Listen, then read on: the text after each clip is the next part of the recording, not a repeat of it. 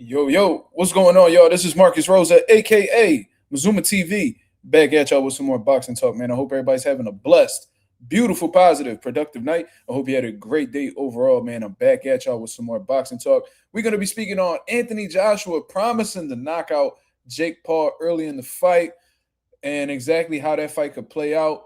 As the fight is getting close, I believe that fight is going down next week. So we definitely going to talk about that. We're going to speak about Nick Ball versus Brandon Figueroa was set. It is official. Brandon Figueroa gets another opportunity for a world title.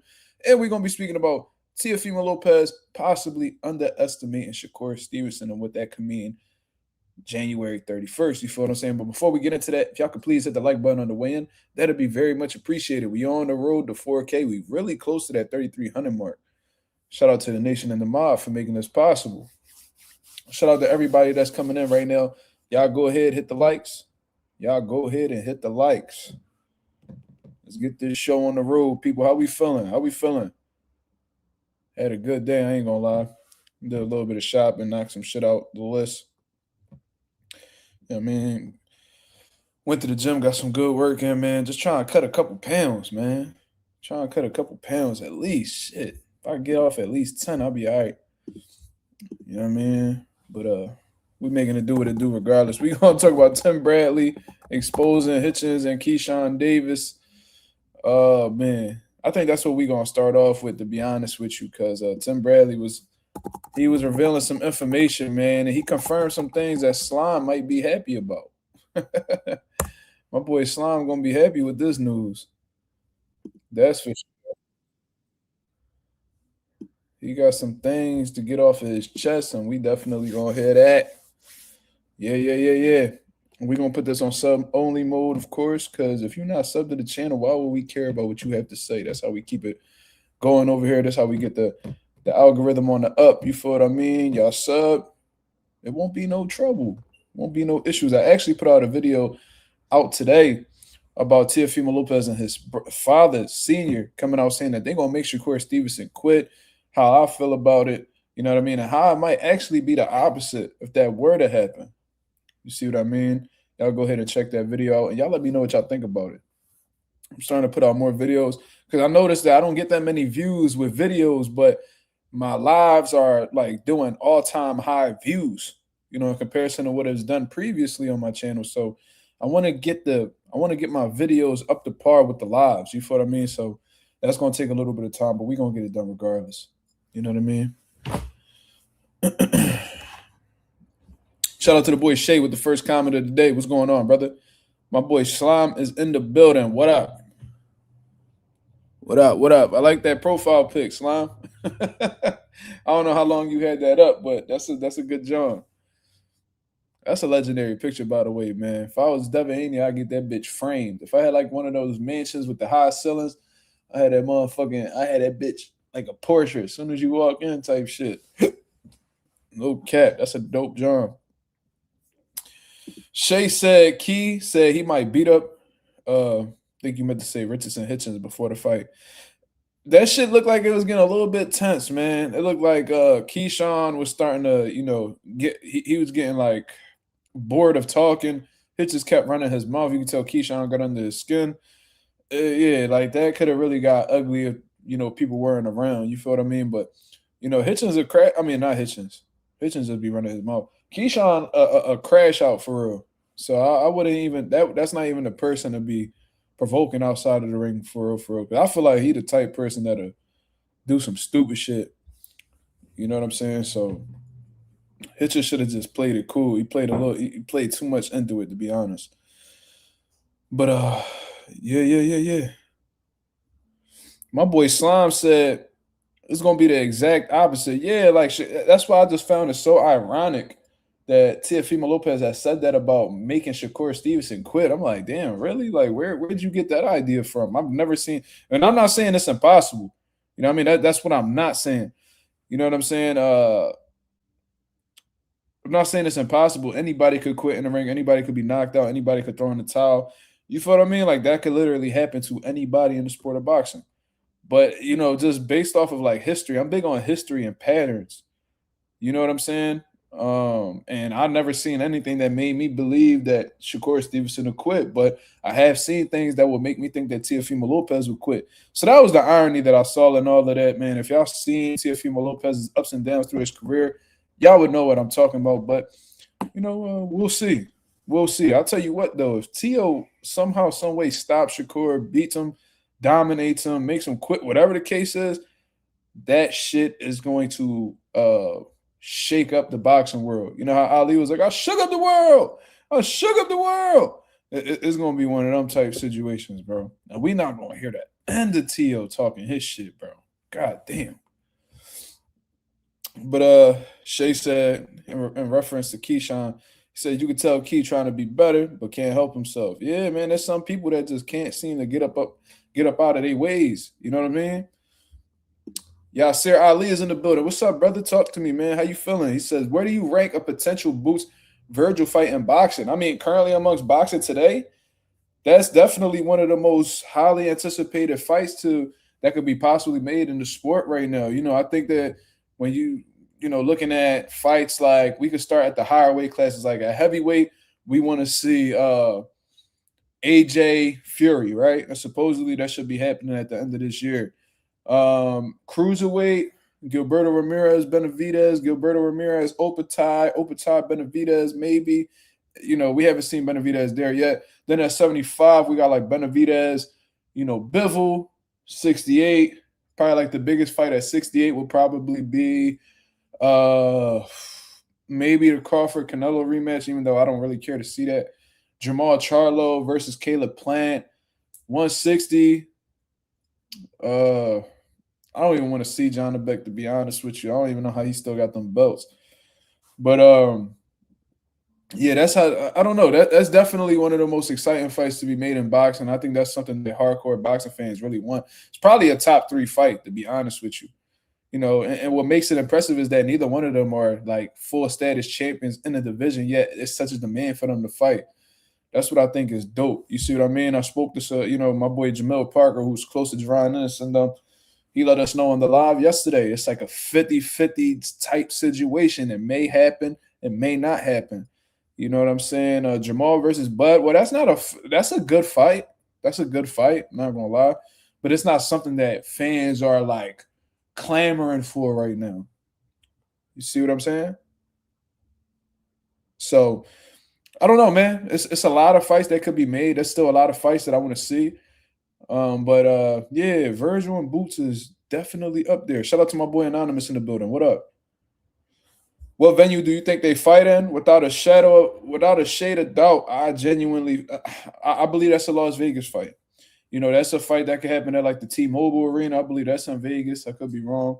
It depends on who backs it. You know what I mean? If you got Turkey Al-Ashiki, probably do some extra shit. Try to have them fight at the Sphere or some shit. Like, I don't know. But most likely I don't think Turkey Al-Ashik will be involved in that fight, to be honest. I think that'll be a matchroom, Golden Boy type situation. And that'll probably be a T-Mobile Arena, MGM Grand type of fight. I haven't really seen too much of the MGM Grand in more recent fights. It just seems like everybody's going to the T-Mobile arena and shit like that. But I think it's a Las Vegas fight. I don't think neither one of them are going to budge. You see Virgil, they have an issue with fighting in people's hometowns. I don't see this being an Atlantic City fight because that's too close to Philly. You got somebody from Texas, you got somebody from Philly. You got to make that a neutral location. I don't think Boots will really want to fight Virgil in Texas. It's like, for what? You haven't shown to be a draw over there. So Vegas fight, that's what I think will happen, to be honest. Keyshawn versus Richardson is one of the best fights, both in their prime and super sharp. I wouldn't mind seeing that fight, but I'm glad you brought that up, brother, because I'm going to actually share the screen for y'all to see. Tim Bradley, shout out to my boy Anonymous for sending me this video, because I probably wouldn't have come across it until later on. This is Tim Bradley. Look, you can tell when he get to talking like this, look at him. Look at him. He ready to talk his shit. This is Tim Bradley revealing some information that we did not know about Hitchens and Keyshawn Davis and exactly what their plans are in the future. So go ahead, hit the likes, communicate with me in the chat. J Cash, what up? I ain't see you there, brother. Sean Ramsher, what up? What's going on? What's going on? Let's hear what Tim Bradley has to say. Oh, Tim Desert Storm Bradley, you already know the damn rest. Hey, look at this. Look. You see them dudes the other day? Yeah. Who was it? Hitchens? Richardson Hitchens? And Keyshawn? What's so funny is he's saying this shit with his top rank hat on. This motherfucker is the most loyal motherfucker in boxing. I swear to God. He's like the Lloyd. What's that motherfucker name? What's that dude name that be with 50 all the time? He's, I'm eating roasted duck and it's damn, I forgot this nigga name. It's not Lloyd Banks. It's damn, y'all, what's his name? I be watching him all the time. Man, I'm tripping, y'all. Somebody, he up there with Leonard Ellaby. Hell yeah. Tony Yayo. Shout out to the stranger. Tony Yayo. This motherfucker is the Tony Yayo of boxing. Yeah, Leonard Ellaby up there too. He might be, yeah. He definitely up there. I think him and I think Leonard Ellaby and Tim like on the same level, but I think Leonard about his money a little bit more than Tim Bradley. But anyways, let's hear it. Davis? Yeah. Who was it? Hitchens? Richardson? You see them dudes the other day? Yeah. Who was it? Hitchens? Richardson Hitchens? And Keyshawn Davis? Y'all not gonna believe this. Straight perpetrators. Oh, that's all it was. Oh, it got everybody hyped up. That's what everybody talking about. Oh, that's the highlight right there. They gonna fight each other in 2026. No, they not. They not fighting each other in 2026. Not with the information I got. Ooh, that boy ready to snitch. Look at him. He didn't even wait for the info to come out. You can tell Tim couldn't wait to get this shit off his chest, bro. He that motherfucker you cannot tell a secret to. He go and tell somebody. Nope. Both these dudes priced themselves out. They want a whole lot of money to face each other, man. Yeah, look, man. Beckers can't be choosers. Hitchens, he needs a dance partner. Of course he needs a dance partner. Keyshawn Davis, after what he did in his hometown, he needs a dance partner. He just need to get back in action. But damn, you got Keyshawn Davis. You got him wanting no less than $2 million to face Hitchens. And then you got Hitchens wanting no less than $2.5 million because both these guys are afraid to lose. Damn, Tim Bradley pulling out exact numbers and everything. So this boy Tim Bradley, I heard talking about that Keyshawn won $2 million for Richardson Hitchens. Hitchens won 2.5, trying to play the A side, just have a little bit more than Keyshawn. So you talking about $4.5 million you got to put up just to make this fight happen. Now, if this was a Turkey al-Sheikh type situation, then maybe that'll be doable, but unfortunately it's not. I think, in my personal opinion, Turkey al-Sheikh, I think he's not really particularly interested in Richardson Hitchens. I don't know why. I just feel like everybody's been able to get in contact with Turkey al-Sheikh. Richardson Hitchens can't seem to, get himself in position to do a Riyadh season card. I don't know if it's because Turkey al-Sheikh isn't too fond of Hitchens. I don't know what it is, but I think that Richardson Hitchens went into free agency, in all honesty, to see if Turkey al-Sheikh would be willing to work with him. But, since he wasn't able to get a better deal than Matchroom, he went back running to Eddie. You see what I mean? That's just my personal opinion. But when you asking for $2.5 million to fight Keyshawn Davis, like, what have y'all done? And I'm just speaking from a business aspect, y'all. I love the fight as a boxing fan, but when you tap into the business side, they said, isn't Keyshawn a ring ambassador though? I'm not sure. He may very well be, but I'm speaking about Richardson Hitchens specifically. You know what I'm saying? So maybe Keyshawn could get that type of money from Turkey because you're an ambassador. I'm gonna look out for you. You get these perks, with being with us and things of that nature. But Richardson Hitchens asking for 2.5. Turkey may feel like, no, fuck out of here. Like, I ain't giving you that. But just thinking about it, just removing Turkey al-Sheikh from the equation. Shout out to everybody that's in here. Hit the likes, y'all. Without Turkey al-Sheikh being in the situation, these promoters have to put their bread up. You see what I mean? And what's going to give Eddie Hearn and Bob Arum this reassurance that this fight is going to make over $4.5 million? Because and plus you got to pay the undercard. So you telling me y'all want $4.5 million for just y'all fight? Hitchens wants 2.5, Keyshawn wants 2. Put it together, that's 4.5. Simple maths, right? Simple maths. So $4.5 million just for the main event in itself. Then you got to pay the undercard. That'll probably total up to, another $500,000. So now you talk about a $5 million budget. What's gonna give? And neither one of them are like these big super mega stars that do big draws or pay-per-view sales, ticket sales. What reassurance are they gonna get that they're gonna make their $5 million back and some? You know what I mean? Because they're not in the game to lose money. They're not in the game to break even. They're in the game to, make more. Hopefully, make more than what they're putting out there, right? That's what you would want to do if you invested in something. Would you invest in something to lose money? If you got $100,000, are you going to invest in this company knowing that you're not going to make your money back? Absolutely not. If I'm putting this $100K into a business, it's in hopes that it doubles and triples what I invested into it. So I just don't see how they can ask for that type of money knowing that they probably can't even make that return on investment.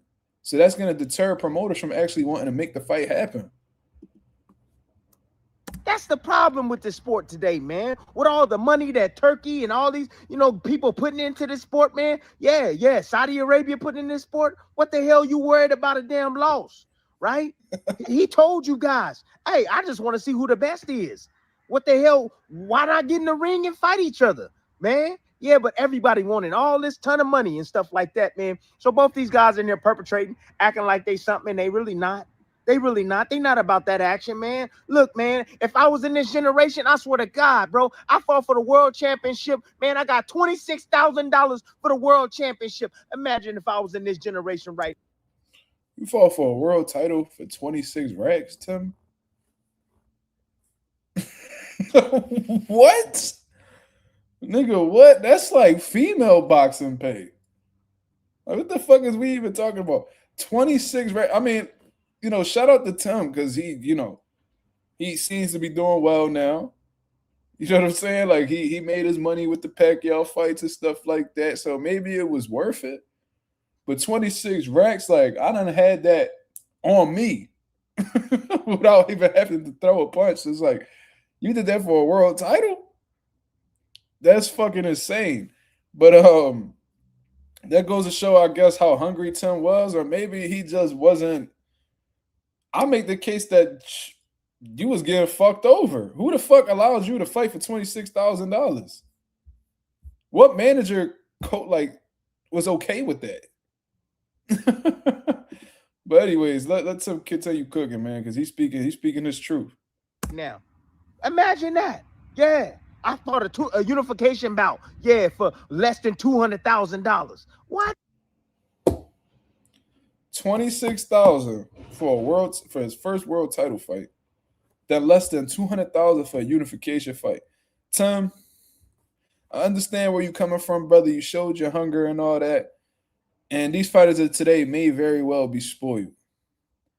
But you was getting fucked over at the negotiation table, nigga. Was you sitting down with them people? Was you requesting to see what the funds was for the event? God damn, nigga, 26 racks for you became world champion at 26 racks in your account. 200 less than he said less than 200K when you was a unified champ. God damn, they was doing Tim dirty. How you loyal to these niggas, Tim? I'm thinking because, when you look back at Tim Bradley's career, it was fucking him over bad, bro. Fucking him over bad. Like, all that money Top Rank guy, as long as they've been around, Bob got a bankroll, cuz. That's a $100 million motherfucker right there. Go look up Bob Arum net worth right now. And I know that don't tell all, but it give you a good idea of what he's worth. Bob Arum worth $300 million on celebrity net worth. Some people saying 300 a ton. 300. They said that man worth $300 million. You telling me he couldn't give you a mil for a unification fight? That is crazy. Nah, Don King was paying motherfuckers, Sean. Nah, we're not gonna do that. We're not gonna do that. My favorite fighter of all time, Tito Trinidad, made a career earning of like $80 to $90 million. Mike Tyson, they said, made $500 million in his career. What they said he made? They said he earned an estimated $400 to $700 million during his boxing career, while with figures ranging from 300 mil to as high as 685 million reported by Forbes and others. Don King was paying motherfuckers now. He was scraping shit off of the top. He was taking money from motherfuckers, but all them niggas got paid. $26K for a world title shot? That's insane. I know people that's doing that at club shows. I ain't even gonna lie to you.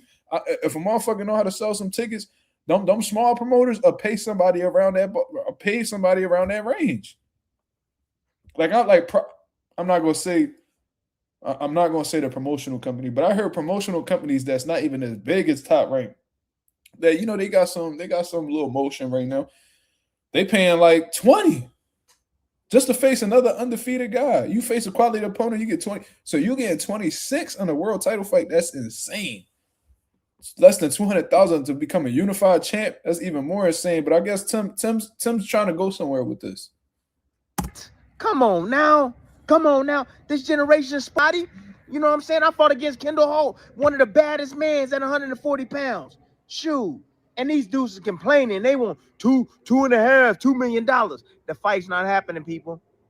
Fight's not happening. So the other option for both these guys, guess what? It was Jermaine Ortiz. Yes, that was the other option. Jermaine Ortiz for both of these guys. You want to know something? What Keyshawn Davis wants for that fight? Oh, he wants over $700,000 for that fight. Yeah, for Jermaine Ortiz, another guy that can't be a freaking chooser. No, these guys ain't been fighting. They got to get after. They got to get some money. But $700,000, that's what he wanted. And guess who took the fight for less? Guess who took the fight? Yeah, Richardson Hitchens. He took the fight for less. So he's going to be fighting Jermaine Ortiz, yes, on the Shakur card. Now, you remember when... Jesus Christ. Tim dropping bombshell after bombshell after bombshell. So, if y'all just got caught up in him just yelling or just being high energy, he just let you know Hitchens and Keyshawn, one wants 2.5, one wants 2. You know what I mean? And then they were both offered Jermaine Ortiz. Keyshawn wanted $700,000 to face Jermaine Ortiz. Like, Jermaine Ortiz ain't this big name. He ain't no big draw. He ain't no big selling ass nigga. That fight in itself is like a solid co-main event. Or a main event on like a mediocre card. Like a mediocre undercard. Or like upcoming prospects on the card. Like shit like that. Like that's not a big fight. So it just seemed like Keyshawn just shooting really high in these negotiations and pretty much done priced himself out for this Jermaine Ortiz fight. And they said that he followed up and said, but you know who took the fight? Hitchens. And Hitchens fighting Jermaine Ortiz for less than $700K. Now, he didn't get into exactly how much Hitchens is making, but just goes to show it makes Keyshawn, he's not a champion at 140 pounds. He shot for a crazy price that was unaffordable on the promoter's behalf. But then you got a current world champion at 140 pounds who took the fight for less money. That makes Keyshawn look crazy. That makes Keyshawn look crazy. So you turning down money. You turning down fights, against a guy like Jermaine Ortiz because they ain't give you $700K, but an active world champion took the fight for less. That makes you look crazy. That is crazy. My boy Anonymous said Hitchens versus Ortiz is a good rumble. I agree. I'll give, once they announce this, I'll give Hitchens some credit for it. You know what I mean? If he don't want the Gary Antoine fight right now, it is what it is. You know what I mean? But Jermaine Ortiz, that's a step in the right direction. That's a solid rumble. And if he beats Jermaine Ortiz, he the truth. Like, I mean, Jermaine Ortiz could fucking fight, man. Anonymous followed up and said, nigga think he a star after that Baranchek fight. Yeah, man, I think that homecoming fight where he drew that large crowd and had all them people over there, I think since then he really he tapping into his businessman moniker. You know what I'm saying? Because $700K for Jermaine Ortiz is wild. $2 million for Richardson Hitchens is even more wild. And Hitchens probably would have took the fight for less, but he like, oh, this nigga asking for 2. I want 2.5. Because ain't no way he should be making more than me. That's probably how the way Hitchens saw it. Like, You know what I mean? He probably had Eddie Hearn and Keith Conley reach out to Keyshawn and was like, yo, are you interested in this fight? Keyshawn like, yeah, but I want this. I want X amount of dollars. I want $2 million. I'm thinking $2 million for this fight. Hitchens like, nigga want $2 million. Well, if I'm about to give him that, I need 2.5. Because why the fuck is he making more than me? I'm the champion. He not. I'm defending my title, not him. So, yeah. Southwest Dice said, salute Mazuma. You got to see the new Schofield clip. My bad, not switching the subject. I appreciate you letting me know, brother. If you can, drop the link in the chat and we can look at it. But I want to finish up on what Tim Bradley had to say because he cooking somewhere. He talking from experience. And look, even though I think he was underpaid in the unification fight and the world title fight, one thing we can't deny is that Tim Bradley took those chances. You know what I mean? He wanted to prove that he was the best. He faced elite level competition from 140 to 147 during his tenure in professional boxing. So this is somebody who was legacy driven. And that's the type of fighter that we respect around here, regardless of how the way we feel about Tim Bradley and how the way he be going about his commentary and his opinions on YouTube. You know what I mean? We can't deny that Tim Bradley was out here looking for the smoke, and he was willing to take chances in order to prove that he was the best. And that's why today he's an International Boxing Hall of Famer. So he's looking at it like, yo, like I did X, Y, and Z to get where I was at. You know what I mean? To prove that I was great. I was hungry. These guys ain't do half of what I did, ain't did a third of what I did, and they asking for crazy. I didn't make until later on in my career. So he said, y'all motherfuckers want to, like I sat back and I earned my stripes in boxing. Y'all motherfuckers want y'all stripes before y'all earn them. You know what I'm saying? So let's finish up. Shout out to my boy Southwest for dropping that link. We're going to check that out. Let's finish up on what Tim got to say. You know, Keyshawn Davis was saying that, hey, I'm fighting on Shakur card. I'm fighting on Shakur card. You know, the businessman is back. The businessman is back. He not. Businessman ain't back. Yeah, he dropped the ball. Yeah, he dropped the ball. So he dropped the ball a few months ago when he was going to fight in his hometown, right? You know what I'm saying? Oh, we just found out that the businessman is no longer with Bomac now. You know what I'm saying? He basically blaming it on Bomac now, saying that they wasn't there for him, right? What? Bro. The fuck you mean Bomac and them wasn't there for you? See, Keyshawn Davis showed his cards early, in my opinion. You know what I'm saying? Because that just let all the coaches in boxing know that Keyshawn is not to be trusted, because when he's winning, everybody's phenomenal, everybody's great. But the moment that he has one situation go wrong on his part, he's blaming everybody except himself. It's a lot of fighters, especially when they get to a certain level in their career, they start to lack accountability, because the moment that they realize that, you know, it's their fault, somehow, some way it hurts their ego. They would rather preserve their ego and lie to themselves rather than be honest with themselves, take accountability, and, you know, just go about their way. You know what I'm saying? Keyshawn, I doubt you listening to this, brother, because, you know what I mean, I don't think you really be checking for motherfuckers. But I'm going to tell you this. Part of growing and developing as a man is admitting that you're not perfect. You got shit to work on. And you supposed to be learning and improving as you get on. You know what I'm saying? As you get older in age, you start to realize that, you know, there's certain things that you shouldn't be taking part in. There should be certain people that you should not be around. And if you want to grow in a positive way long term, you have to start looking at yourself in the mirror and be like, all right, like, let's stop fucking around. Let's do shit the right way.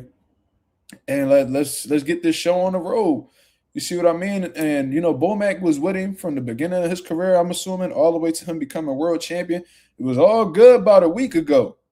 But because Bomac and maybe Bomac showing Nair Albright, you know, love after that little situation they had, you know what I mean? That made you feel a way about Bomac.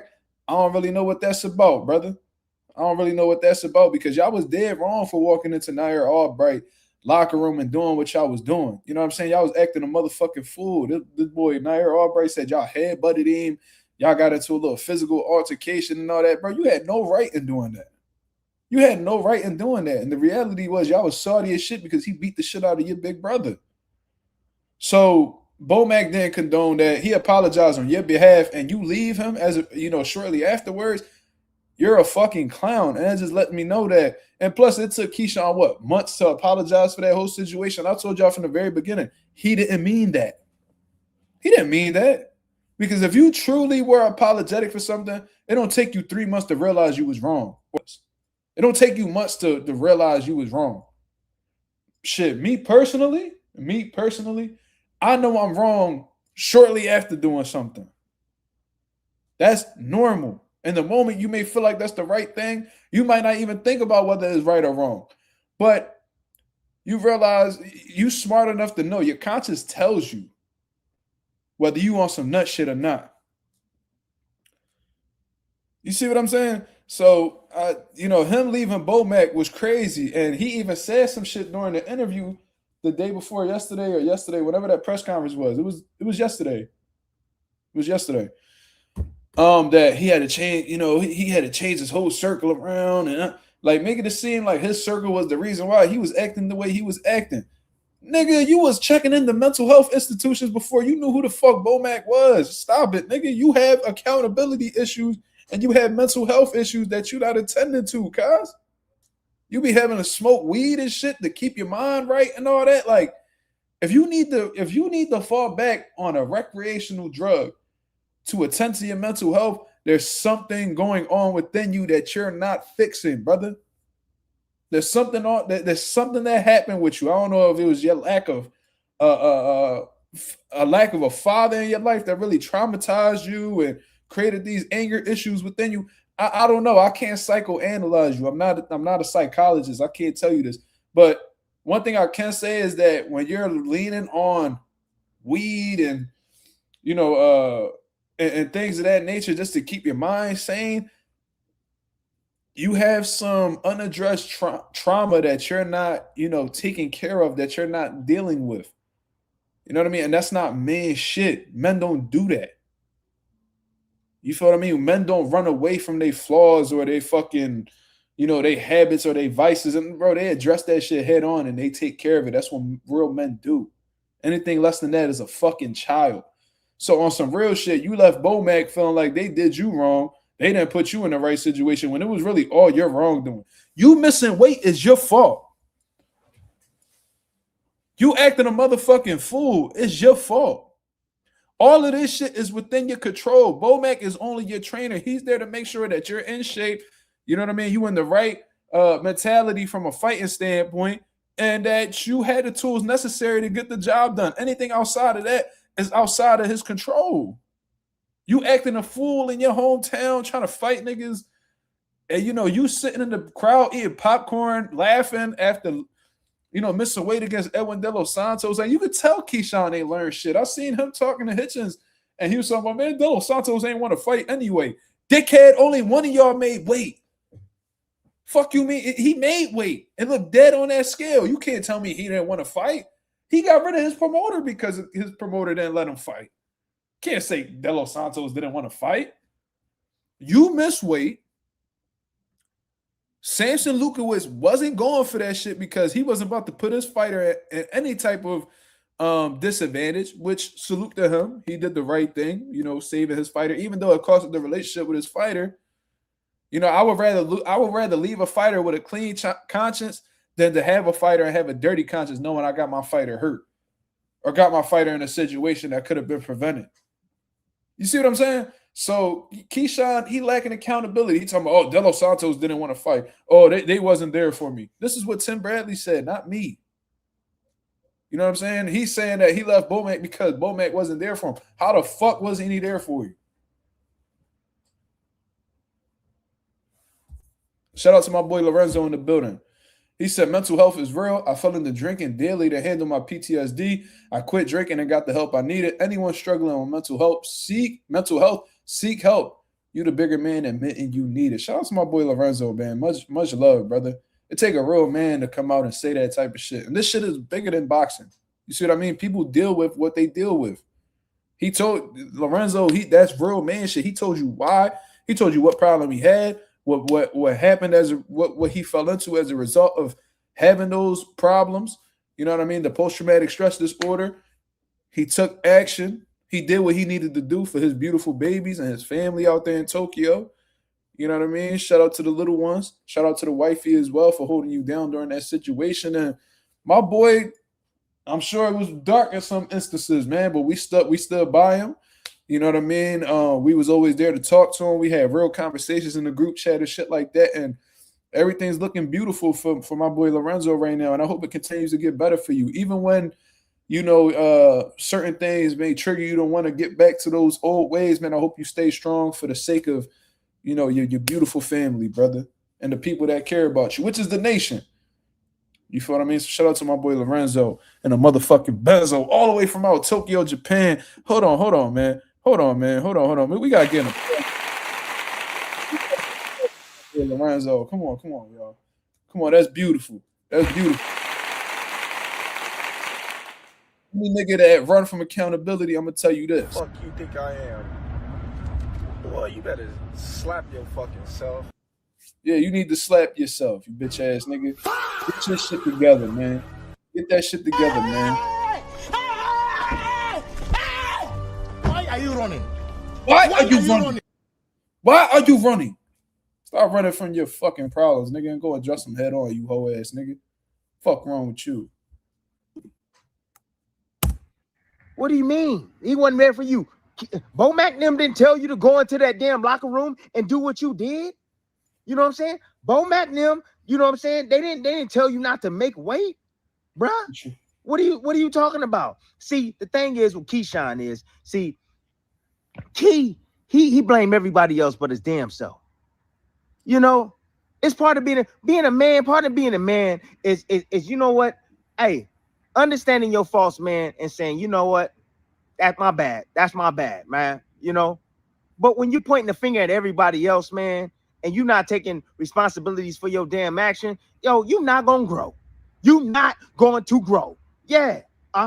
You wonder why you in the situation you in. You wonder why your career going away because you're not taking responsibilities for your damn actions. And I'm sorry, Uncle TB gonna have to let you know. And you know I'm not gonna give it to you nice, soft, and I give you a soft landing. Hell no, I ain't giving you no damn soft landing. Nah, I gotta keep it a buck with you, man. For real. Talking about it's Top Rank's fault. Yeah, I heard. Yeah, it's Top Rank's fault because they should have never put my brother's dressing room next to Albright's dressing room. What?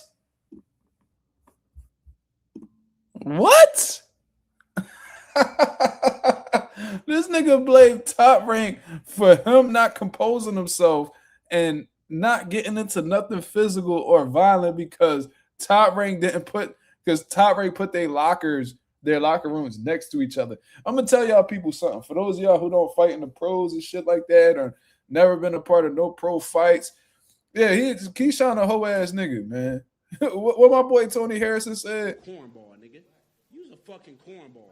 You's a fucking cornball. You's a fucking cornball. You a fucking cornball. You's a fucking cornball. Y'all listen to this cornball. Like this nigga's a cornball. It's like, what else am I supposed to call you, cuz? Like, on some real shit, bro. Like, I don't know if y'all ever been like to a pro fight or anything like that. I've been behind, in the locker rooms in the lead up to a pro fight. I've been to fights, like I've literally been in venues where the only thing that's separating you and your opponent is a fucking black curtain.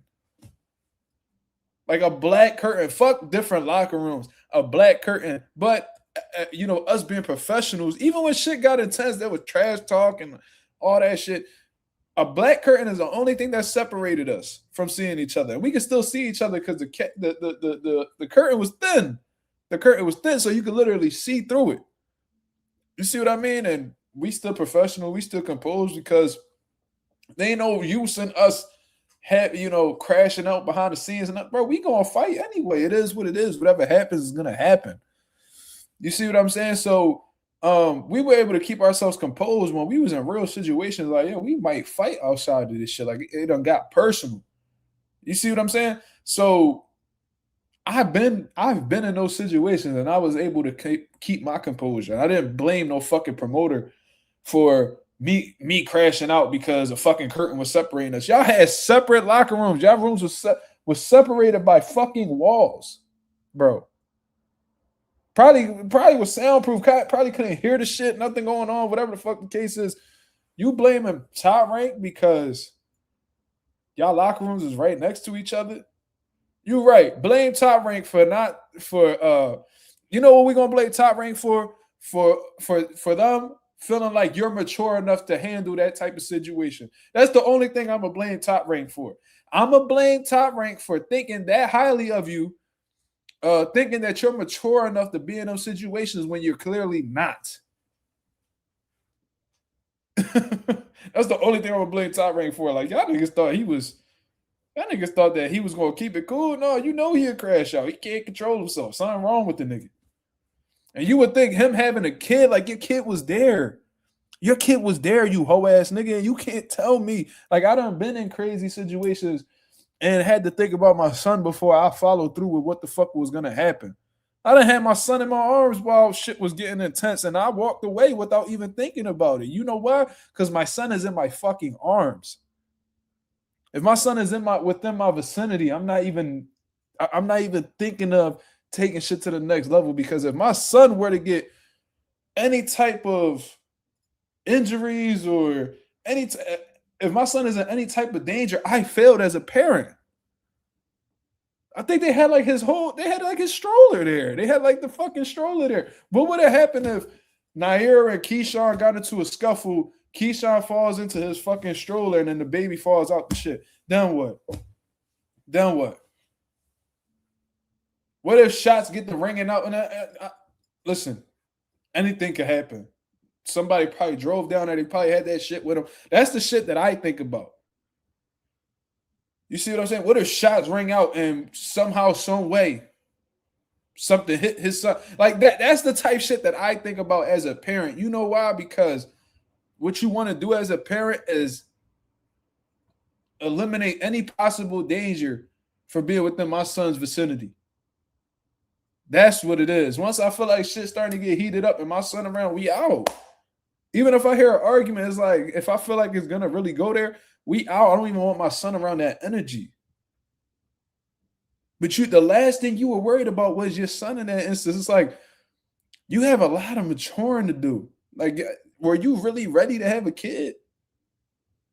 Because kids supposed to change you, not keep you the same or even intensify the negativity within you. Like, that's fuckery, bro. Like, that's ignorant shit. And you already know what the fuck them people on the other side think about us anyway. So you shouldn't even be looking to make them feel like they valid for thinking that way about us. Because you know what the fuck them people be thinking? Oh, there they go. Oh, there they go. Acting a fool again. Didn't I tell you? We cannot be around them. We can't be around them guys. You can't take them guys nowhere. They don't know how to act. You give them some money and they don't know how to act. Like, that's exactly how they think about us. So all you're doing is just, giving them validation for the way they think about. Like, you giving them validation when they make those stereotypes or, assumptions about us. It's insane. Come on, man. What kind of stuff is what? Are we adults? Are we kids now? Are we kids now? Well, you put the candy next to me, so I couldn't resist, and you gonna eat the candy? Come on, bro, for real. You know what I'm saying? That shows me right there how weak-minded you are. That's what it does. And anybody that's gonna be facing you, they gotta know, they gotta understand that how weak-minded you are. You can't control yourself, bro, for real. But yeah, man, I'm here to tell y'all, man. Both these guys, they perpetrate. They swear up and down that they something, that they willing to step out. They willing to be like Shakur, they willing to be like Haney, but in reality, they not. They not. They not willing to face each other, man. So Jermaine Ortiz, it is. Jermaine Ortiz, yeah, I don't understand why he railroaded. Shoot, that man want to fight anybody. He don't matter who it is. He got put on the shelf. I guess for that performance that he had against Teofimo Lopez, but Teofimo Lopez didn't do a damn thing either in the damn fight. Dude, Teofimo Lopez struggled to cut off the damn ring. What you think gonna happen when he faces Shakur Stevenson? Huh? What you think gonna happen when he faces Shakur Stevenson? Learn how to cut off the ring. I'm saying it to you, Teofimo Lopez. Hey, you better get them damn chickens. You better get some damn chickens. 35.99. Yep. Get some damn chickens, man. Shit. But anyways, Tim Desert Storm Bradley, where you only can get this type of information, big dogs. All right, I holla at y'all. Peace. Oh, damn. Shout out to Tim Bradley. He cooked on that one. God damn. That boy cooked on that one, man. He was talking that shit. That real shit. Letting us know what the fuck it is with Keyshawn Davis. And Richardson hits his whole ass like I've been telling y'all for a hot ass minute now. It is what it is. You feel what I'm saying? Shout out to the boy Tim Bradley for letting us know what the hell is going on out here in these streets. He gave us some info that we probably would have never got word of if he didn't speak on it. So, shout out to the boy for that. You know what I mean? Wow, that you was getting $26K for. I just can't seem to get over that. But let me see.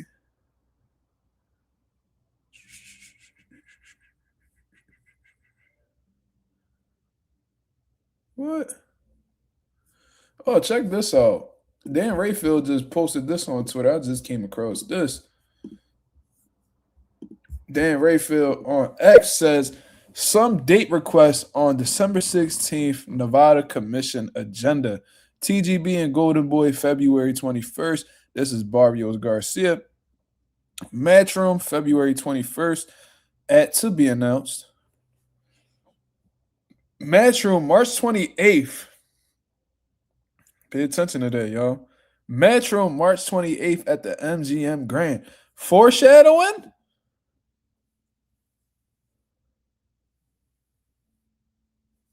Some foreshadowing there, ladies and gentlemen. March 28th. What could that possibly be? If it's a Matchroom event at the MGM Grand, Las Vegas, what could that be?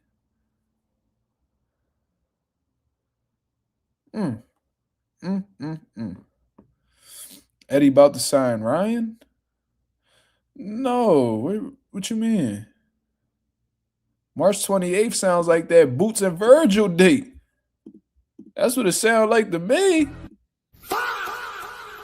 That's what it sounds like to me. It sounds like Jerron Ennis and Virgil Ortiz might be in line for March 28th, people, at the MGM Grand. Let me know what it is. What y'all think? Y'all let me know. Why would Matchroom solidify that date? Why would they do that? Interesting. We definitely gonna see what it is, but I'm glad Dan Rayfield posted that. And then May 2nd at T-Mobile, Zordo Benavidez. Okay. That's solidified, people. Zordo Benavidez is solidified. That's what it sounds like to me. But that March 28th date, that's very interesting. I hope that's what it is. I don't care to see. Like, who else would we care to see at the end of March at the MGM Grand? That's on a Matchroom card. Come on, y'all. Sorry, no. Let me stop disrespecting everybody over there. But no. That's really good to know. I'm serious. That's really good to know. Shout out to Dan Rayfield for informing us what was going on. March 28th is what it's looking like, though. Let me see. Let's see.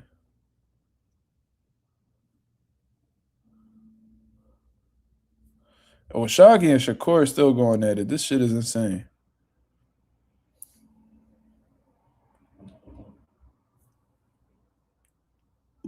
Oh, shit. This is great fucking news.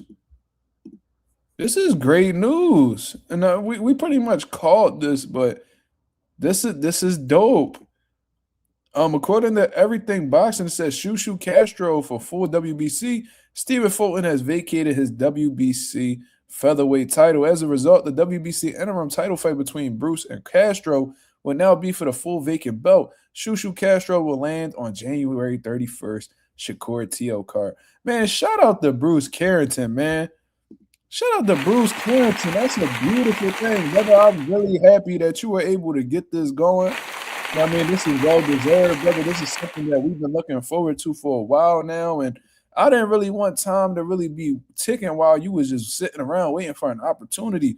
You know, the last time we had this interview with Shushu, we were talking about him possibly facing Carlos Castro, and he said that that was something that may very possibly happen. And I'm glad that right after our interview, man, you up for a world title fight, brother. Oh, we got to bring Bruce Carrington back on the show, man. This is insane. I love this.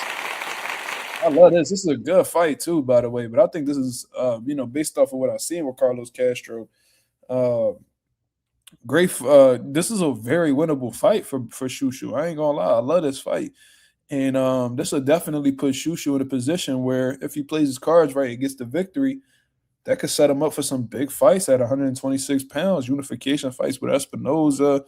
You know what I mean? Things that pot shit. Nick Ball unification. We gonna speak about Nick Ball too. And he moving real funny out here in these streets. You know what I mean? That we could talk about all the other things. You feel what I'm saying? Who's the other champion at 126? It's Espinoza. It was Stephen Fulton. Motherfucking so Espinoza. It was, the vacant WBC title now. Oh yeah.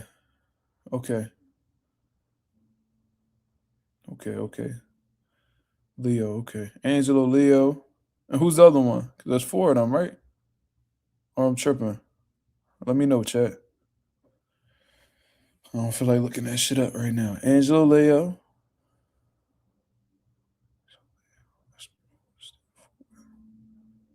And Nick Ball. Okay, well, I got it. So it was Stephen Fulton, Espinoza, Angelo Leo, and Nick Ball. Cool. Got you. So this opens up some big fights for Shushu, and that's something that he's been calling on for a while. So let me go ahead and congratulate Bruce Carrington real quick, man. Let me congratulate Bruce Carrington.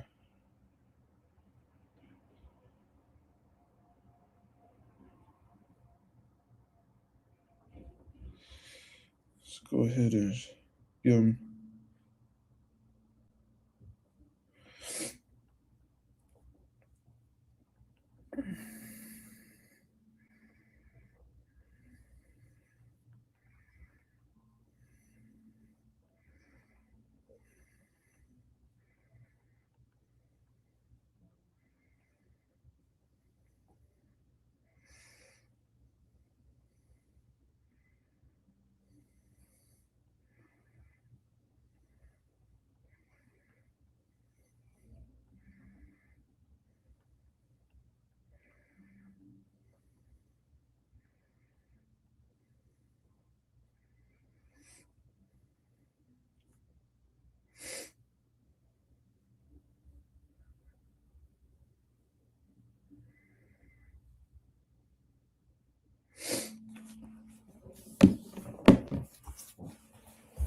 But speaking of champions at 126 pounds, let's talk about Nick Ball and what he got going on.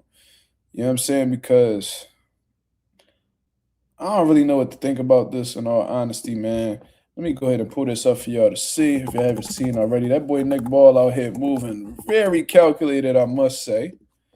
If I must say so myself, that boy is definitely moving real calculated out here in these streets. So let's go ahead and pull that up. All right. Shout out to the Ring Magazine for letting us know what's going on out here in these boxing streets. And according to the Ring Magazine, Nick Ball will defend his WBA World Featherweight title against Brandon Figueroa on February 7th in Liverpool. I guess you would say England, the UK, whatever the hell you want to call it. Man, oh man. What do I think about this fight? I'm gonna say that Nick Ball has been moving very duckish, very, very duckish since winning that world title off of Raymond Ford. I think him and his team are moving very calculated. And listen, Brandon Figueroa at one point in time, he was a force to be reckoned with. You know what I'm saying? He was doing very well. Like I thought he shined very bright, around the time where he faced Luis Neri. You know what I mean? Like he did his thing against Luis Neri, like that pressure, the combination punches, the overall volume. You know what I mean? He was doing his thing, and in that first fight with Stephen Fulton, even though he had lost the fight, there was some people that thought he had won. You know what I mean? But I do feel like since I don't know exactly when he started to fall apart, but that Stephen Fulton rematch, he really didn't look too good. You know what I mean? He really didn't look too good. And then in that Joet Gonzalez fight, you know what I mean? They saying that he won by unanimous decision, but there's people, especially in the chat, that feel like he didn't even win the Figueroa. I mean, he didn't even win that Joet Gonzalez fight. You know what I'm saying? It says he won a unanimous decision, but we all know how that could get, where it could be a unanimous decision, but everybody thought he lost. You know what I'm saying? So I think that Nick Ball and his team have realized that, Brandon Figueroa is not the same fighter that he used to be. And I'm going to go as far as to say if Brandon Figueroa was that version that fought Stephen Fulton that first time, or even that Luis Neri version of Brandon Figueroa, I might just pick Figueroa to beat Nick Ball, just to keep it 1,000 with you. But taking all of that punishment and getting into so many wars, you can get on a decline rather quickly. And I think Nick Ball and his team have realized this. They still look at Brandon Figueroa as a name. And, Figueroa still got a solid record, man. Right here it's saying he's 26-2. So he's still a top contender at 126. So they could play it like, Brandon Figueroa is a top name in the division and we're taking this chance, blah, blah, blah. But the reality of the situation is they see that man slipping. They see that he on a decline. They see that he's not the same. You know what I mean? So with all of that being known, they're taking a chance because they know they have a damaged version of Brandon Figueroa, and if they beat him, they're gonna all they know is that in the history books it'll say that Nick Ball beat Brandon Figueroa. You know what I mean? Not everybody's gonna remember the context when it's all said and done. So it is what it is. Yeah, Agent 86 said Figueroa looked mid to me when he fought Castro. Man, they know what they're doing, man. They definitely know what they're doing. And if you are part of Nick Ball team, you do see that he's an undersized 126. You know what I mean? They I guess they see that he has some, serious disadvantages against a lot of these guys. So I think they're just trying to move calculated before and try to pile up as many wins as possible so they could get in a position to cash out and then go towards one of those fights that they perceive to be dangerous. That's what I think it is. Yeah, I'm not really too fond of this fight, to be real. I would have rather seen Nick Ball fight somebody, fight another champion. Like, what's up with a unification fight, man? Like, you already done had a few title defenses since beating Raymond Ford. It's like, what we doing here? You know what I'm saying? Like, when we looking back on his box rec right here, you know what I mean? He got actually 3 title defenses. You got 3 title defenses since your win against Raymond Ford, since you picking up the world title, brother. You fought somebody by the name of Ronnie Rios, TJ Donahue, and then you face Sam Goodman. Cool. When we gonna get a fight that we actually looking for, bro? When we gonna get a fight that we actually looking for, bro? Brandon Figueroa is not it, brother. You know what I mean? We got some top guys in the division that we would like to see you face. Shit. And I know it'll look crazy to see you and Rafael Espinoza fight each other, but y'all know it's not height classes, it's weight classes. You know what I'm saying? I wouldn't mind seeing you fight Angelo Leo. Bruce Carrington caught up, but if he was available, I would like to see that fight too. You know what I'm saying? Like, what's wrong with asking for that? What's wrong with asking for that? I don't know, but, they moving real shaky out here in these streets. I'm noticing it, though. Anonymous says, bringing up 122-pounders like Donahue and Sam Goodman. Yup. Because they know he undersized. Just like when they was moving Jared Anderson. A lot of the guys Jared Anderson was fighting were blown up cruiserweights. And that's probably because they don't perceive, they know that Jared Anderson's an undersized heavyweight. So before he got in there with a big-ass McCauley, they want him to fight guys that were more of his size.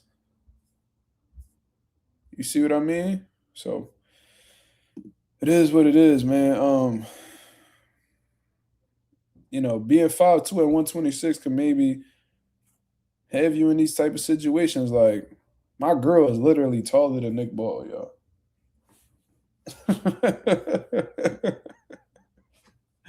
This is funny as shit. Like we got a 5'2" world champion in boxing right now. It's fucking hilarious to me. But it is what it is.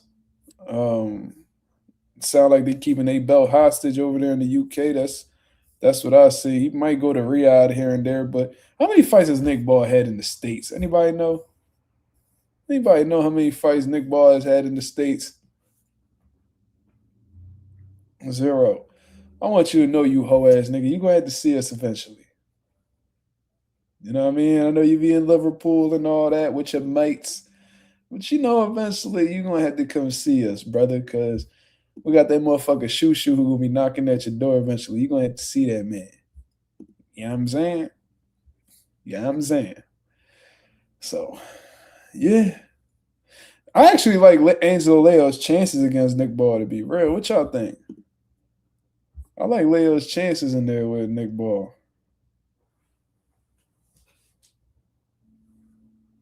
He better not go nowhere near 130. He gonna get packed, sent away, expedited, Amazon primed. You know what I mean? But yeah, I like Angelo Leo's chances against Nick Ball, to be real. I would like to see that fight. I think that'd be a really good fucking fight. Angelo Leo been showing out since he lost to Fulton, though. He been on a little roll. You know what I mean? So, I don't know. You know what I mean?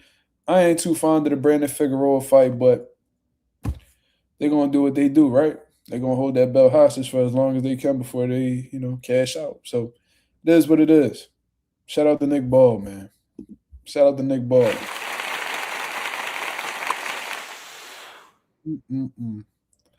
Aren't you embarrassed by this?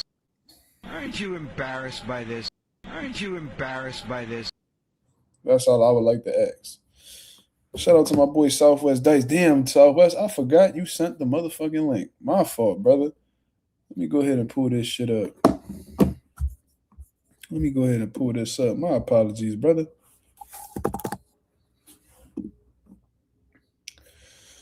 Let me go ahead and click this. Oh, yo, man, I listened to that interview with Sue Burrell. That was a fucking interview. All right. Okay. So what part of the video should I be looking into, Southwest?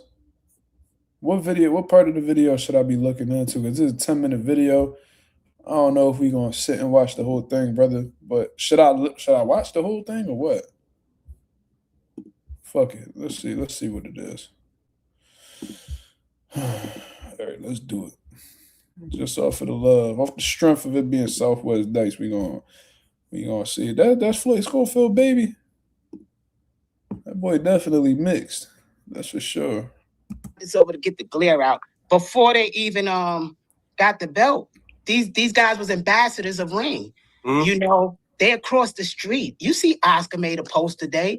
Do you think they see eye to eye? We were Oscar for another 4-5 years. So do you think they see eye to eye? So we not fighting over there no time soon. I got it.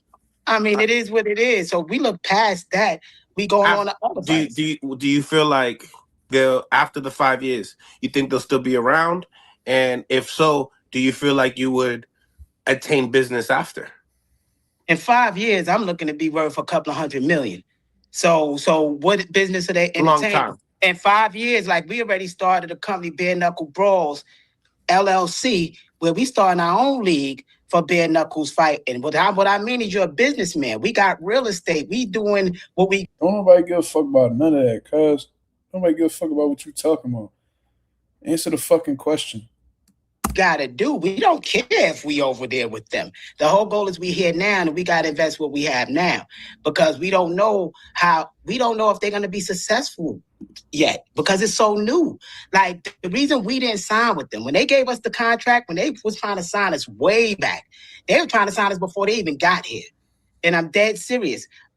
We turned it down because they couldn't guarantee us how many fights we was gonna have per year. I needed a guarantee of how many paydays we was gonna get in contract. I couldn't get a plain check like, nah, we got you. Nah, it couldn't work like that. That's the only reason we didn't go on the side of the street with them. So now that we on this side of the street, you know, I'm glad they doing what they got to do, but I like being my own boss. I love raising a son that's a... You not your own boss though. Like, he's not his own boss though. Who told like you? Like y'all not putting the bread up for your own fights. Y'all not dealing directly with the networks. Like y'all motherfuckers is what you call them? What are fighters technically called? They like contractors. So you're not your own boss, bro. You signed a dotted line to deal with them for 5 years. You can't do anything without them for 5 years, and somehow you your own boss. Shit is crazy to me. Boss that's learning a financial statement, that's understanding using other people to invest into him. You know, I like that. So I don't. But you gotta be silly if you don't think that they're gonna not come back and try to get you guys an offer. Even if they give an offer, the bottom line is what comes with that offer. Like here, not to talk about our contract too much there, but we own our image. We own our name. We own our merchandise. We own our sponsorships, what we could put on our thing. We own where our streams of income is coming from. It ain't like they own us. It's we doing business with y'all. Y'all get 25% of what we make. That's what y'all do because y'all are promoters. We're business partners. I don't work for y'all. Y'all work for me. It's a difference. People lose that somewhere. And this whole weird thing of boxing now, people lose. If he his own boss, ask that nigga if he could go fight anywhere. Can he fight without Oscar De La Hoya permission? Ask him. I would love to know. If you your own boss, can you go fight on any platform that you want? Can you go fight on a top ranked card without Oscar's consent? Can you go do a Riyadh season card without Oscar's consent? Can you do these things? Because if you got a leash on where you could actually go, are you really your own boss? Because Canelo could have did it. Canelo could fight on PBC over here. He could do a Riyadh season. He could go with Matchroom. He goes as he pleases. Mikey Garcia did the same thing. Devin Haney did the same thing. It's like, are you really your own boss? Because motherfuckers be saying that, but it's like, if you got to, listen, that's like saying you the man of the house, but you can't step off the porch without letting your mom know. It's like, are you really the man of the house? I don't know. Who's that aspect? They work for you. You don't work for them. We don't have to form a league. That's putting us back like the NFL. These players work for somebody now. So they reversing what already they work for us. Why now we got to work for them? We need a league. We need a league for what? To make one belt. Who do the one belt benefit? Who belt is it? Is it the community's belt? Do it feed people that's homeless, boxers when they in there, when they finish their career, boxers that need medical, kind of similar to WBC. Do that, does that, they trillionaires.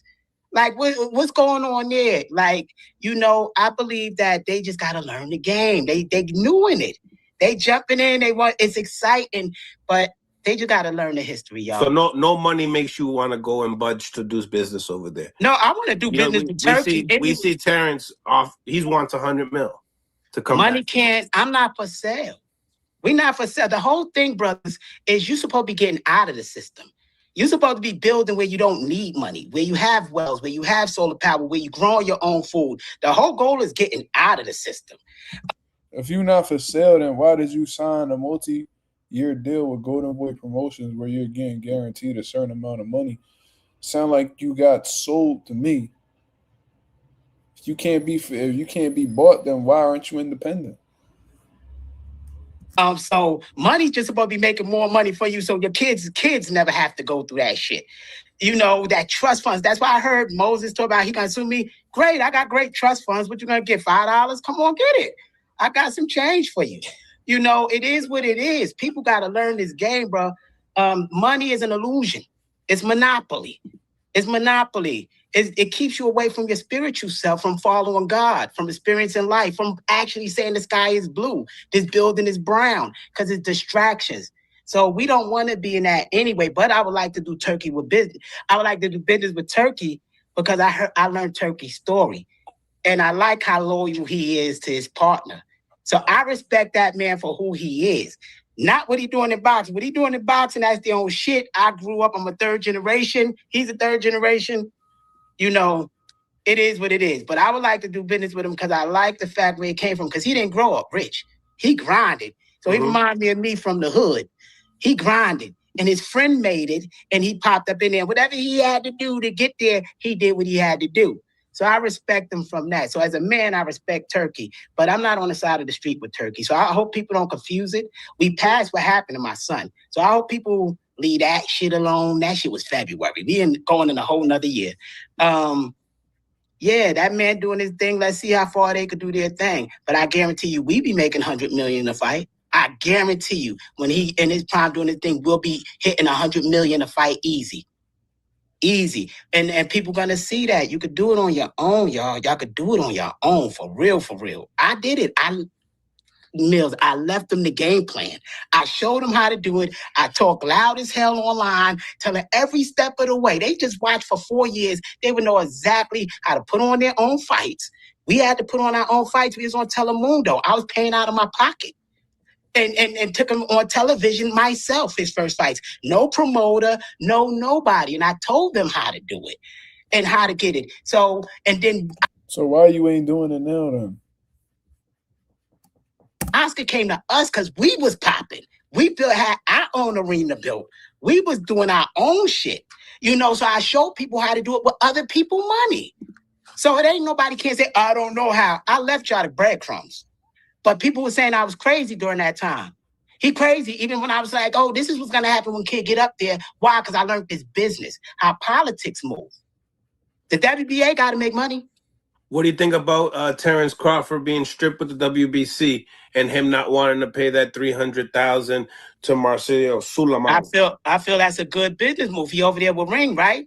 Yep. He want to get the most money out of his guy because like something like an employee. He ain't going to Floyd Mayweather out. No disrespect to him. He's over there with them. So he need to put down that belt and raise up Ring belt if he want to make $100 million a fight. You know, come on now. You got to benefit the company somehow. So I understand business of that. I understand that. But loyalty is different for us. And that's why Floyd got on his leg tatted loyalty. Loyalty means something to us. Most of my friends are still friends from back in the day. Even the business partners. That nigga got loyalty tatted on his thigh.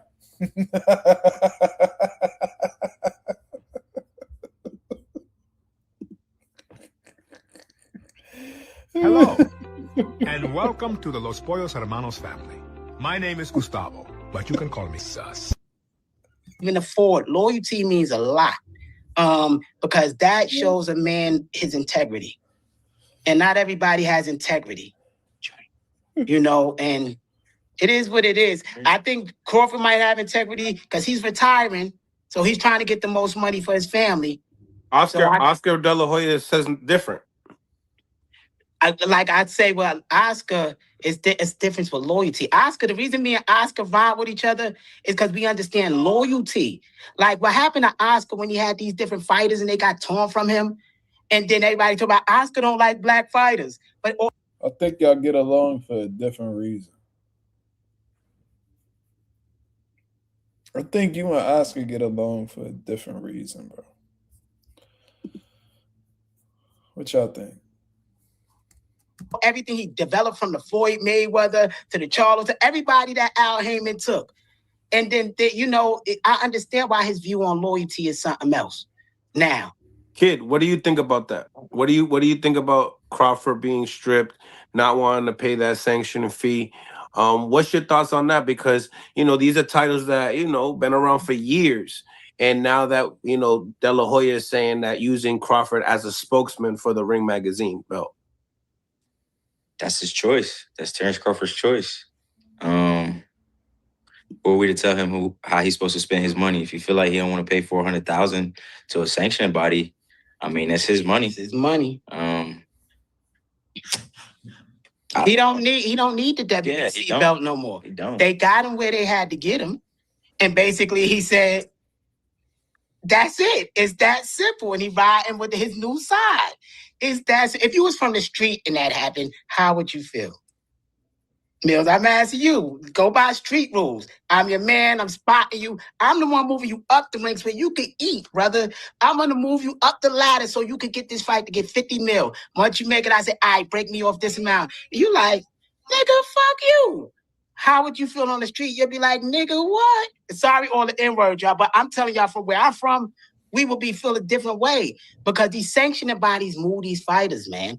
The same thing they did with Mason, skipping them from there all the way to number one to get a fight. These sanctioning bodies are private companies. And if this company doing something for you, good business, then you supposed to do something back for them. That's business. So y'all just watching in the business deal, he basically like screw you. And because WBC wanted to add what they was worth. Usually they charge 3%. They went 0.6. Right. So it ain't like they wasn't riding with him or something, but I can't get in that man business, but because he was saying all the other sanctioning bodies was cool with like 180. That's why I say I don't know his business. Like maybe he had agreement with all of them to rock like that, and the WBC say, you know what, I want more, and he like fuck y'all. So we don't know the back end. Yeah, because he said that he was gonna give him what they got, but he's like, nah, I don't want nothing if I don't get the whole percentage or something like that. That's well, one thing I could tell you about Terrence, because he's my favorite fighter. Everybody know that he's loyal. Me too. He's loyal. Even when they were trying to get him to get rid of his coaches, because you on this level, you don't need them. Right. He's loyal. So if he left that boat, it was for a reason. Trust me, because he's a very loyal person, and everybody see that. So we got to look at a man, his characteristics, and the way he moved to know if he jumped off that boat, how loyal he is to everybody that come into his circle. Something happened there. So let's judge him more on that. He tried. It didn't work. Move on. It's business. He could never fight for them again. We know that. Okay. Yeah, that's exactly why I don't really watch his interviews. Motherfucker be talking about nothing. I ain't even gonna lie. He just said, "What you giving back, auntie? Some bussy."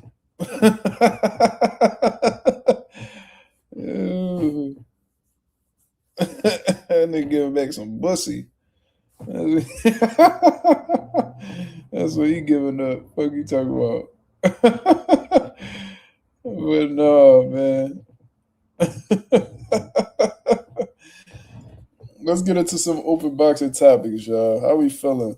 How we feeling before I sign off? I am tired of shit. I ain't gonna lie. I was up getting this motherfucking Christmas shopping, and a nigga broke than a bitch. You know what I mean? Christmas shopping, a big ass scam, dog. Oh God, that shit a big ass scam.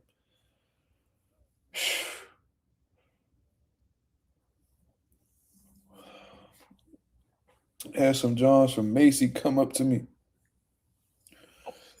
They was like, "Oh, would you like?" I'm like, "Yeah, let me look at y'all perfumes or whatever the case is." So they started showing me Johns. They showed me they was giving me all these different Johns. I'm getting a headache from smelling all these different perfumes and shit. Motherfucking. Then they was like, "We got a set." All right, how much the set? $340. I'm like, bro, I'm not paying that shit for 2 Johns of perfume. Then all of a sudden, they just kept dropping the price. I'm like, oh, so y'all motherfuckers was trying to finesse me. That's what y'all was trying to do. Y'all was trying to finesse me. Y'all was trying to get as much as y'all could. Y'all thought I was just going to settle for that. Walked out that bitch with a player price. What the fuck is you talking about? Nobody paying that goofy shit? Do you think Joe Opetaia beats Fabio Wardley? Well, we got to see if Jai Opetaia's power translates to heavyweight. That's first of all. Because it's all good when you're knocking out motherfuckers who pretty much small heavyweights. But when you in there with them big, strong motherfuckers like Fabio Wardley who could take a punch, but, you know, they actually got dog mental fortitude and all that. I mean, that'll be a good fight. I ain't going to lie. Jai looked like he really punches with bad intentions, bro. And Fabio, he punches with bad intentions in his own right. He's tough. He's durable. He's relentless, man. So I think Fabio, unless Jai catches him real early somehow, some way, you know, Fabio could really take Ja to a place he's never been before. So that'd be a good fight. That'll be a really good fight. Duran Rogers says Tio gonna pull out of the fight. I hope not. One thing about Tio is once he's committed to a fight, I've never seen him pull out. There's always like he always seemed to pull out before the contracts get signed. That's when it seemed like he pull out the most.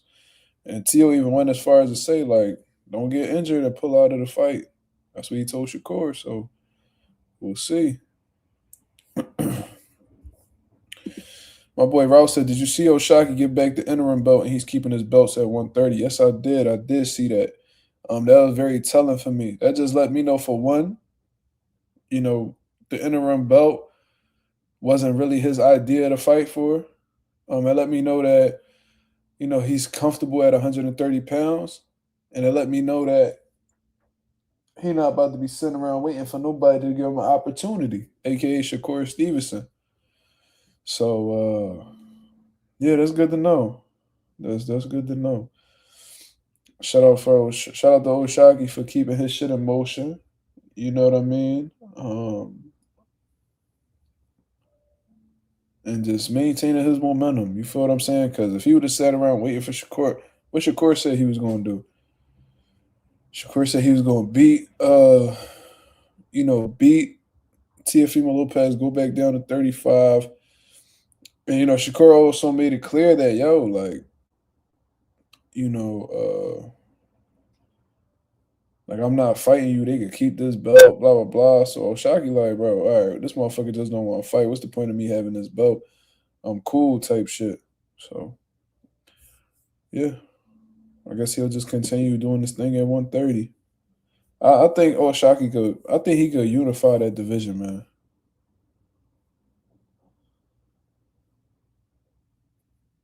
Let me see.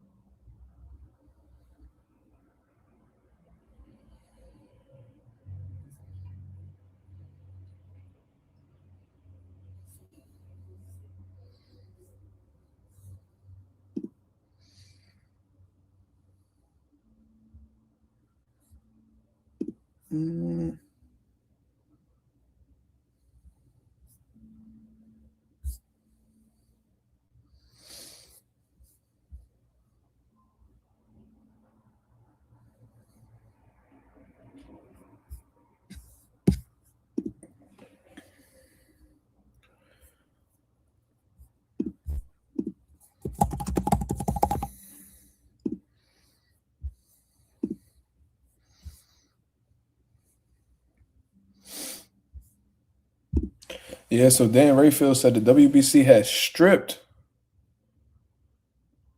Stephen Fulton of 126 title because he couldn't even make the weight for the 130 title. But he was moving up for and approved for Foster last week. WBC interim 126 title is Bruce Carrington was set to defend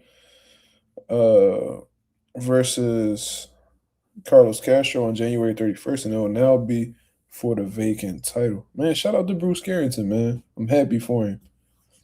Kind of seemed like he could catch a break, man. Things happen for a reason, and God blesses you in ways that you don't even anticipate. Better Beef wants a Benavidez fight. Does he really?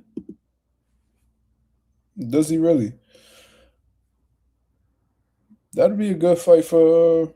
But why he want that fight when Benavidez already just locked in a fight with Zordo? Why he wanted to? Why couldn't Better Be fight him on that November card? What happened with that? I don't know, man. Shit weird. What's up with him and Bivol? He gonna wait around for Bivol? Oshaki should get the Navarrete, Sugar Nunez winner. I would love to see that. I would love to see that. I think Oshaki will box the shit out of Navarrete. That'd be the motherfucker right there that'll cook Navarrete. Because I don't know what it is. Navarrete always seems to have his way at 130 with these guys, bro. I don't know what it is, but I think with Oshaki's abilities, like his jab, his boxing abilities, his ability to keep fighters at the end of his punches, Navarrete gonna be swinging wild and all that. He throw punches from weird angles, so Oshaki gotta keep his defense tight and all that, and try not to get in firefights with him. But he boxing like how he been boxing lately, he'll whoop that ass.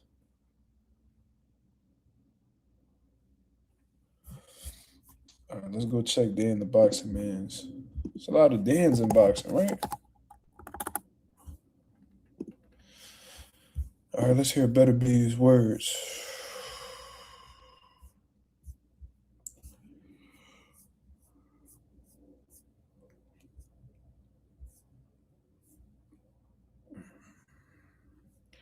Wilder and Usyk really about to fight, bro. That shit's gonna be a fucking body bag, dog.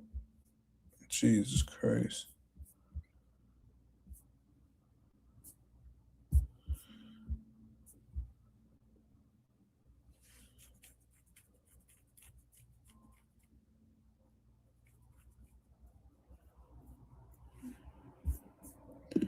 I can't believe this shit.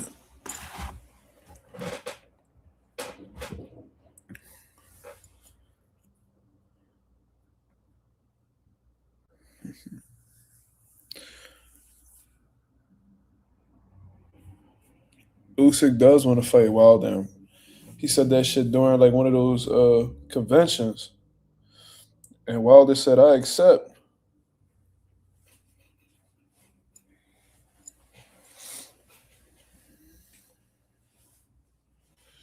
I fuck with Wilder too. He one of my favorite fighters of this past decade, bro. It's just I can't ignore what I'm seeing. You know what I'm saying? He's clearly not who he once was. He's clearly on the decline. He's clearly a shot fighter. You know what I mean? He's still trying to convince himself that he's of the elite. When it's like, bro, it's been shown time and time again.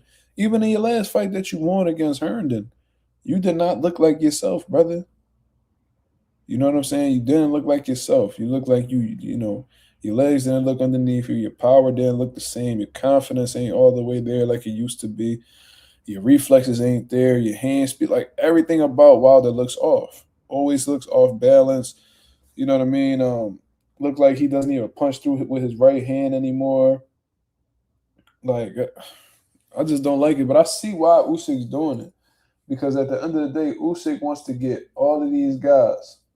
All of these, because you know, Wilder has been one of the biggest names in the heavyweight division of this era.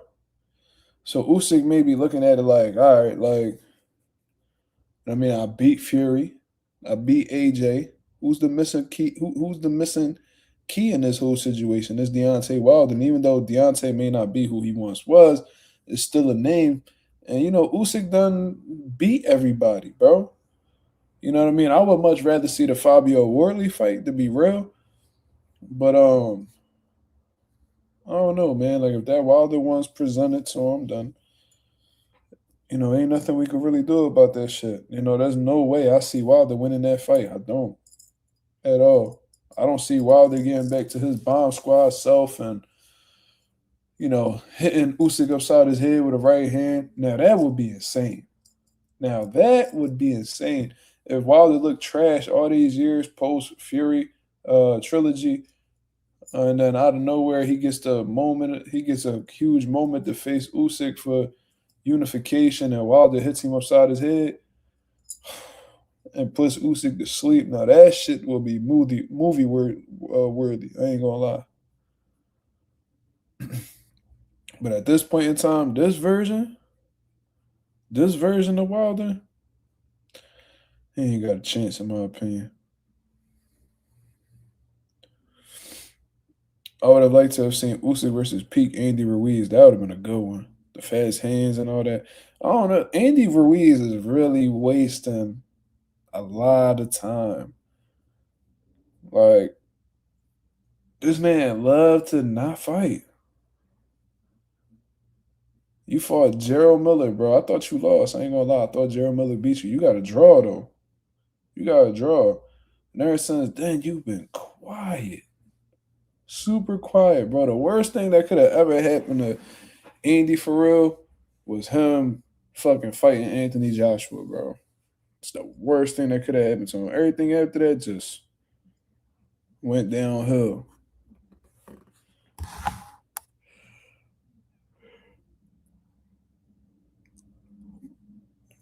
And Andy had the world at his feet, especially in Mexico. When he became the heavyweight champion, bro, Mexico was backing him crazy. He'd have played his cards right. I'll tell you what, if he would have been prepared for that AJ rematch, he probably would have beat AJ again. Because AJ was boxing real scary in the rematch. Boxing. Andy would have let his hands go if he would have had like the energy, if he would have had the shape to really put them punches together. He would have did Andy good crazy again. He would have did AJ crazy again. And that would have really took his career off. Like, oh, all right, this wasn't a fluke. Now everybody looking at you like you was just a one-hit wonder, bro.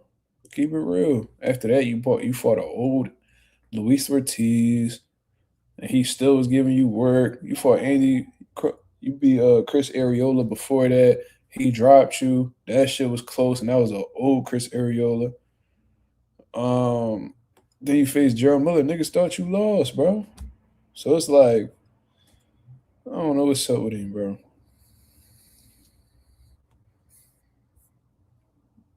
No, I don't think Andy had trouble with Gerald Miller's pressure. Now, he lucky Gerald Miller's not a big puncher. That's why Gerald Miller throws so many punches, because he's not like a really big puncher. He's heavy, he's big, puts a lot of pressure, but he's like accumulative. If Gerald Miller had that one punch in him, it would have been wraps for him. He'd have took a lot of punishment. He'd have lost that joint. He probably would have got knocked out because Gerald was hitting him with some shit. But anyways, I'm going to get up out of here, man. I appreciate everybody that came through and showed love as always. If y'all go ahead and hit the like button on the way out, that'll be very much appreciated. You see what I'm saying? Shout out to everybody that came through and supported the channel. Y'all go ahead, hit the like, hit the subscribe button. Y'all share the video as always. Like I said, we on the road to 4K. We well into the 3,200 mark. About to hit that 3,300 mark, man. I'll be back at y'all with another live, 10:30 p.m. Eastern Standard Time, to continue cooking up on what's going on in the boxing world. Until then, I hope you guys have a blessed, beautiful one. I'm up out of here, man. Peace.